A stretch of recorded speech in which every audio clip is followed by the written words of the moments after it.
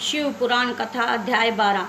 सूत जी बोलते हैं, विद्वान एवं बुद्धिमान महर्षियों, मोक्षदायक शिव क्षेत्रों का वर्णन सुनो। तत्पश्चात मैं वर्णन करूँगा लोक रक्षा के लिए शिव संबंधी अगमों, पर्वत, वन और काननों समेत इस पृथ्वी का विस्तार 5 करोड़ योजन है। भगवान शिव की आज्ञा से पृथ्वी समस्त जगत को धारण करके स्थित है। भगवान शिव ने भूतल पर भिन्न भिन्न स्थानों पर वहाँ के निवासियों को कृपा पूर्वक मोक्ष प्रदान करने के लिए शिव क्षेत्र निर्मित किया। कुछ ऐसे क्षेत्र हैं जिन्हें देवता तथा ऋषियों ने अपना वास स्थान बनाकर अनुग्रहित किया, इसीलिए उनमें तीर्थार्थ प्रकट हो गया। और अन्य बहुत से तीर्थ क्षेत्र ऐसे हैं जो लोगों की रक्षा के लिए स्वयं पादुभूत हुए। तीर्थ और क्षेत्र में जाने और मनुष्य को सदा स्नान, दान, जप इत्यादि करना चाहिए, अन्यथा वह दोषों का भागी होता है। यह दोष है रोग, दरिद्रता और मुक्ता आदि। जो मनुष्य इस भारतवर्ष के भीतर मृत्यु को प्राप्ति कर लेता है, वह अपने पुण्य के फल से ब्रह्मलोक में वास करके पुण्य क्षय के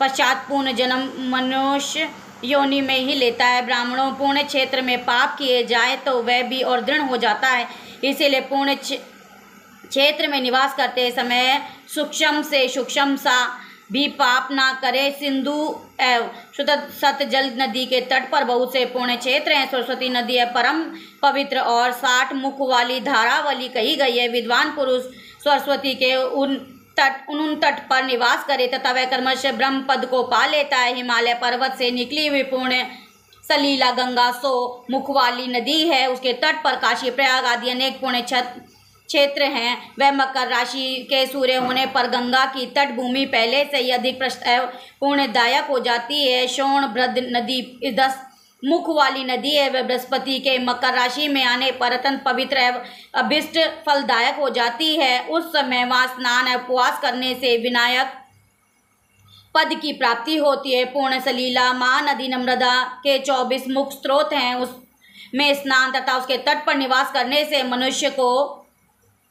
वैष्णव पद की प्राप्ति होती है। तमसा के 12 तथा रेवा के 10 मुख हैं। परम पूर्णमयी गोदावरी के 21 मुख हैं। परम पूर्णमय गोदावरी 21 मुख बताए गए हैं और वह ब्रह्म हत्या तथा गोवध के भूलवश तथा अनजाने में हुए पाप का ही नाश करने वाली एवं रुद्रलोक में देने वाली कृष्णवेणी नदी का जल बहुत ही पवित्र है। वह नदी सभी पापों का नाश करने वाली है। उसके 18 मुख बताए गए हैं तथा वह विष्णु लोक प्रदान करने वाली है। तुंगभद्रा नदी के 10 मुख हैं और वह ब्रह्मलोक देने वाली है।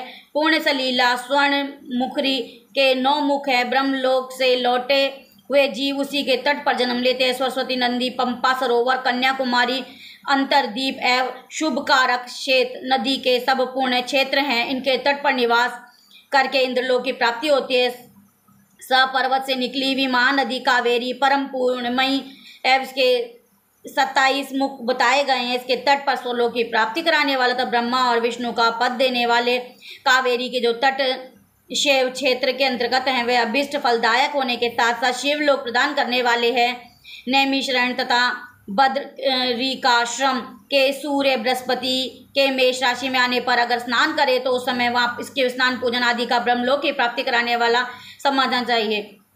सिंह व कर्क राशि से सूर्य संक्रांति होने पर सिंधु नदी में किया हुआ स्नान और केदार तीर्थ में जल का पान एवं स्नान ज्ञानदायक जाना गया है। वह बृहस्पति सिंह राशि में स्थित हो। उस समय सिंह की संक्रांति से युग भाद्रपद मास में यदि गोदावरी के जल में स्नान किया जाए तो वह शिवलोक को प्राप्त कराने वाला होता है।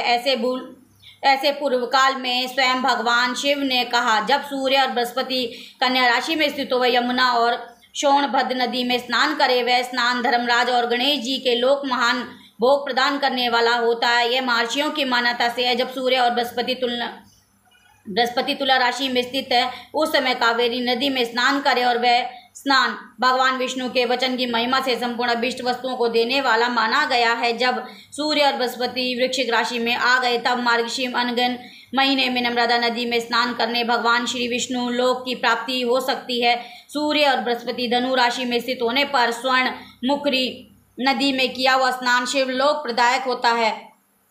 जब सूर्य और बृहस्पति मकर राशि में स्थित हो उस समय माघ मास में गंगा जल में स्नान करना चाहिए। ब्रह्मा जी का कथन है कि स्नान से शिवलोक की प्राप्ति होती है। शिवलोक के पश्चात ब्रह्मा विष्णु के स्थान पर सुख भोगने पर अंत में मनुष्य को ज्ञान की प्राप्ति होती है। माघ मास में तथा सूर्य के कुंभ राशि में स्थित होने पर फाल्गुन मास में गंगा जी के तट पर किया हुआ श्राद्ध, पिंड दान अथवा तिलोक दान पिता और नाना दोनों कुलाओं की पितरों की अनेक पीढ़ियों द्वारा उद्धार करने वाला माना गया है। सूर्य और बृहस्पति जब मीन राशि में स्थित हो गए कृष्णवेणी नदी में स्नान की ऋषियों की प्रशंसा की। उन महीनों में प्रवृत्त तीर्थों के किया हुआ स्नान इंद्र पद की प्राप्ति कराने वाला होता है। विद्वान पुरुष गंगा एवं कावेरी नदी का आश्रय लेकर तीर्थ वास करे। ऐसा करने से तत्काल किए हुए पाप का निश्चय ही नाश होता है। रुद्र लोक प्रदान करने वाले बहुत से क्षेत्र हैं। ताम्रपर्णी है, वेगवती, ये दोनों नदियां ब्रह्मलोक की प्राप्ति के स्वरूप फलदायक है। इनके तटों पर कितने स्वर्गदायक क्षेत्र हैं। इन दोनों के मध्य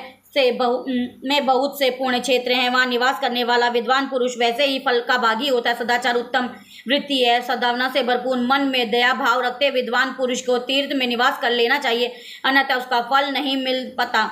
पुण्य क्षेत्र में किया हुआ थोड़ा सा भी पुण्य अनेक प्रकार से वृद्धि को प्राप्त होता तथा वहाँ किया हुआ छोटा सा पाप भी महान हो जाता है। यदि पुण्य क्षेत्र में रहकर ही जीवन बिताने का निश्चय हो तो पुण्य संकल्प से उसका पहले का सारा पाप तत्काल नष्ट हो जाएगा, क्योंकि पुण्य को ऐश्वर्य दायक भी कहा गया है। ब्राह्मणों तीर्थवास जनित पुण्य कायिक, वाचिक और मानसिक सभी पापों का नाश कर देता है। तीर्थ में किया हुआ मानसिक पाप व्रजलेप हो जाता है। वह कई कल्पों तक पीछा नहीं छोड़ता। वैसा पाप केवल ध्यान से ही नष्ट हो सकता है, अन्यथा वह नहीं। वाचिक पाप जब से और कायिक पाप शरीर को स्नान सुखाने कठोर और तप से नष्ट हो जाता है, अन्यथा बढ़ता रहता है। वैसा पाप जब पूर्ण रूप से समाप्त नहीं हो जाता, प्राणी उसी कल्पों भोग करना पड़ता है। अंशुक की अपेक्षा वाले पुरुष को देवताओं की पूजा करते और ब्राह्मणों को दान देते हुए पाप से बचकर तीर्थ के निवासी बनना चाहिए। भोले भंडारी की जय। शिव भोलेनाथ की